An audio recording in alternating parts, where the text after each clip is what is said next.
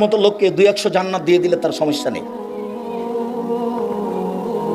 ফেরাউনকে ক্ষমা করে দিলে তার কোনো সমস্যা হবে না, তার বিচার আচার হবে না। তার নাম আজিজ।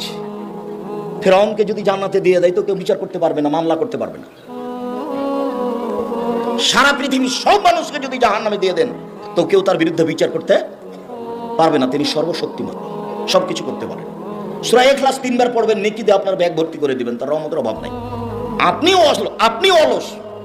অলস, আপনার মন মানসিকতা খারাপ, আপনার নীতি খারাপ, আপনার অভ্যাস খারাপ, আপনার চরিত্র খারাপ, যার কারণে আপনি পড়তে পারেন না। কেন আপনি পড়তে পারেন না? কেন আপনি দোকানে বসে আড্ডা পিটবেন? যেখানে ল্যাংটা মেন আছে সেখানে আপনি বসে থাকেন কোন স্বভাবে? মাথায় টুপি আছে, খারাপ লাগে না কেন?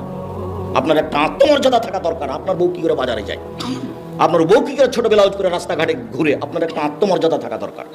আপনি আত্মমর্যাদা বুঝেন না কাকে বলে? আপনি আত্মমর্যাদা বুঝেন না কাকে বলে? 1 মিনিট দেখেন আপনাকে আমি আত্মমর্যাদা দেখাচ্ছি। এই ছেলে, কথা বলছো কেন?